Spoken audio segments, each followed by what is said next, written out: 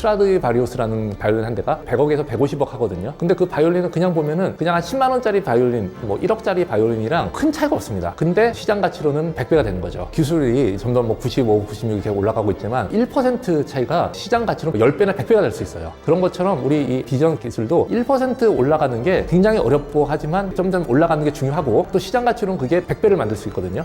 그렇게 좀 성장을 할 수 있도록 독려를 하고 있습니다. 안녕하세요. 저는 스트라드비전의 대표 김준환이라고 합니다. 스트라드비전은 에이다스하고 자율주행에 필요한 인식 기술, 특히 이제 카메라 기반의 인식 소프트웨어를 만들어서 글로벌 부품사하고 제조사에 공급하고 있는 회사입니다. 스트라디바리우스가 바이올린 업계에서 세계 최고인 회사인 것처럼 스트라드비전은 컴퓨터 비전에서 세계 최고의 회사로 만들려고 이름을 지었습니다. 현재 글로벌 OEM 양산 대수가 1억 대에서 한 8천만 대 사이가 되고 있는데 그 중에서 현재 수주된 개수가 880만 대고 본격적인 라이선스 매출은 2024년, 2025년이 되면은 한 500억에서 1000억 사이가 될 것 같습니다.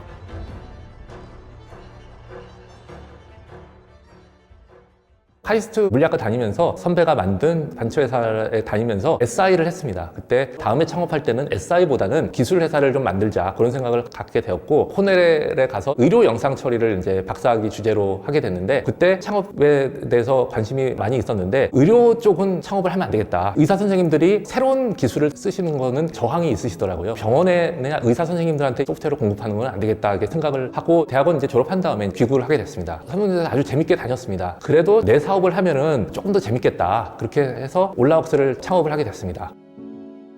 첫 번째 창업은 이제 올라웍스라는 회사였는데 대학교, 고등학교 선후배들하고 창업을 했고 원래부터 이제 로봇을 잘 만드는 게 꿈이었습니다. 근데 이제 로봇 전체를 만드는 건 좀 어렵고 눈이 먼저 할 수 있겠다. 눈부터 저희가 창업을 하게 됐습니다. 얼굴 인식을 맨 처음 했던 이유는 얼굴 인식을 가지고 사진 정리하는 앱을 만들게 됐습니다. 예를 들어 사진을 같이 찍었다 하면은 사진을 올리면은 다 이제 얼굴 인식이 돼가지고 연결을 시켜준다. 뭐 이런 개념이었는데 저희가 실수를 했던 게 D2C 앱으로 만들고 서비스로 만드는 역량은 없는 상태에서 기술만 갖고 앱이나 서비스를 만들었다가 실패를 했고 2006년에 한 거니까 그 당시에는 그런 얼굴 인식 기술이라든가 AI라든가 이런 게 별로 유행을 하지 않았었습니다. 기술 면에서도 그렇고 컨셉 면에서도 그렇고 상당히 빨리 했다고 생각을 하나 사업적으로는 실패를 했죠. 그 다음에 그 기술을 가지고 3, 4년간 더 기술을 발전시켜서 제조사들한테 소프트웨어를 만들어서 팔게 됐습니다. 사업이 돼가지고 B2B로 전환을 한 거죠.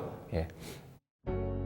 그거 가지고 이제 하다가 포항공대 전봉진 박사를 만나게 됐습니다. 그때는 이제 포항공대랑 산학과제를 하면서 기술을 저희가 가져왔고 전봉진 박사까지도 조인을 하게 됐습니다. 그때 올라웍스에 포항공대 후배들이 많이 들어오면서 기술이 한 단계 업그레이드 되고 근데 그때가 피처폰에서 스마트폰으로 넘어가는 시점이었어요. 얼굴 인식 기술을 만들어 가지고 마지막 피처폰에도 저희 얼굴 인식 기술을 넣고 맨 처음 나오는 스마트폰에도 얼굴 인식을 넣고 스마트폰으로 포커스를 하게 되었습니다. 그리고 당시 이제 인텔하고도 프로젝트를 하고 있었습니다. 인텔에서는 스마트폰 태블릿 그룹도 만들고 그 그룹에서 올라웍스하고 이제 같은 프로젝트를 하게 됐었는데 양산 경험이나 양산 실적도 많이 잘 알고 있어가지고 인텔에서 긍정적으로 검토를 해서 이제 인수가 되게 되었습니다.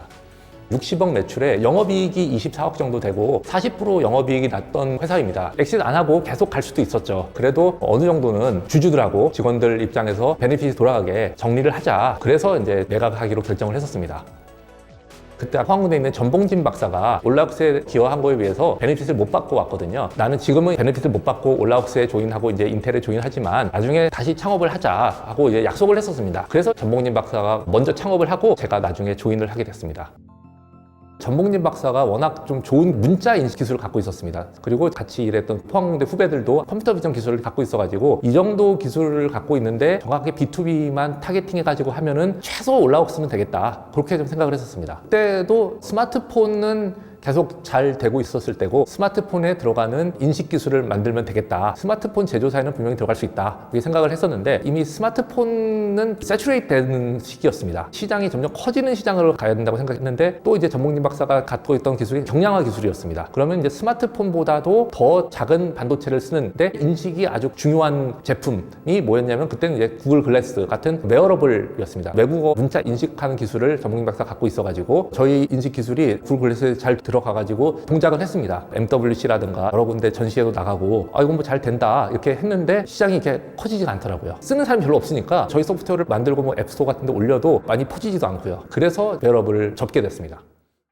일단 힘든 거에 비해서 효용이 별로 없었습니다. 앱도 별로 없었고 일반 소비자가 하루에 한두 시간씩을 쓸 수 있는 어플리케이션이 없었습니다. 그때 이제 카메라 대수가 많아지고 카메라에 요구되는 기능들이 폭발적으로 늘어났습니다. 그러다 보니까 생각했던 게 카메라가 ADAS나 자율주행이 올라갈 거라는 건 누구나 예측 가능한 거고 그걸 구현하기 위해서 카메라가 아주 늘어난다는 것도 예측 가능한 거였고요. 구글 글래스는 안 돼서 이제 수익도 안 나고 했었는데 이 자동차 쪽에서 문의가 오고 고객사 미팅을 좀 하게 됐습니다. 그래서 자동차는 확실하게 이건 들어갈 수 있겠다 그런 확신은 들었었습니다. 다만 구글 글래스나 스마트폰보다 훨씬 오래 걸릴 거라고 생각을 했었고 포스텍 전산과에서 아주 이 딥러닝, AI, 컴퓨터 비전을 잘하는 사람들이 모였지만 자동차에 대해서 잘 이해를 못했습니다. 자동차 소프트웨어를 어떻게 만드는지 어떻게 인증을 받는지 그걸 잘 모르고 자동차 회사에 가니까 양산 프로젝트를 추가적으로 따는데 어려움이 있었습니다. 그래서 자동차에서 오래 계셨던 프로젝트 매니저라든가 오토모티브 엔지니어들이라든가 그런 분들을 많이 영입을 했습니다. 그분들이 지금 현재는 주축이 돼가지고 딥러닝, AI 알고리즘들을 어떻게 자동차에 양산 제품화하는지 메꿔주고 있습니다. 맨 처음에 이제 고객사 확보하는 게 쉽지 않았었는데 다행히 시드 투자를 현대자동차에서 받으면서 POC 프로젝트를 몇 개를 하면서 양산까지 가려면 어떻게 해야 되는지 그런 걸 좀 알게 되었고 해외로 나갈 때는 독일 지사장인데 안드레아스가 독일 내 웬만한 이제 부품사 티어 OEM들하고 다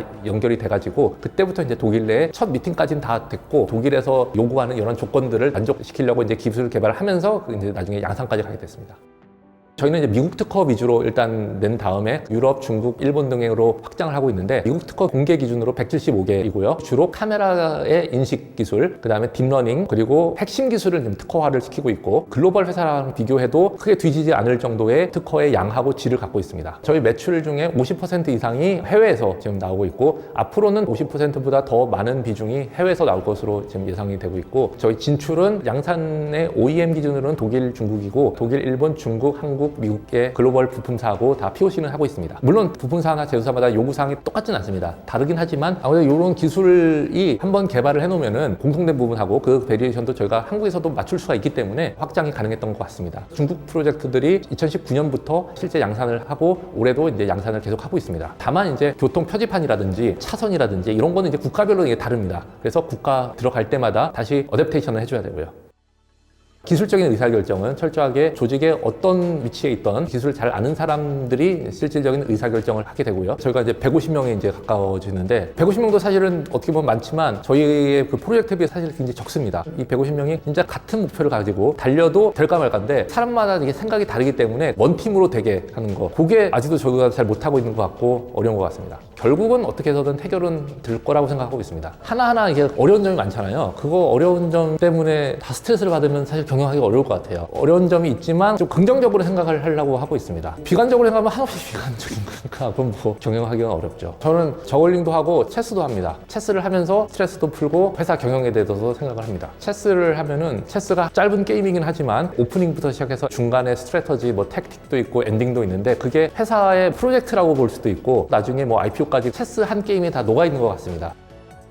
업계 있는 전공자들은 완전 자율주행이 되는 시기에 대해서 훨씬 더 오래 걸릴 거다 생각을 하고 있는 것 같습니다. 사람보다 잘하는 게 아니라 100%를 정확도가 있어야지 자율주행이 될 수 있는데 책임 소재가 있기 때문에 제조사가 책임을 져야 되고 제조사가 망할 수가 있습니다. 그래서 자율주행이 아니고 ADAS라든가 부분 자율주행이라든가 이런 게 당장은 가능할 거로 보입니다. 저는 이 스타트업 기술에 대해서 아주 자신감이 있거든요. 그리고 이제 시장 상황도 사실은 굉장히 좋습니다. 이 ADAS, 오토노머스 드라이빙이 굉장히 커지고 있는 시장이고 저희 지금 포지션이 독일, 중국, 일본, 뭐 한국 포함해가지고 아주 상황이 좋고 지금부터 주요 OEM들에 다 들어가고 뭐 880만 대가 아니라 연 2천만 대 이상 들어가는 글로벌 스케일의 회사가 되고 싶습니다. 그래서 동물들하고 사람들 생명도 구하고 부상에 따른 손실도 줄이고 이런 데 기여를 하고 싶습니다.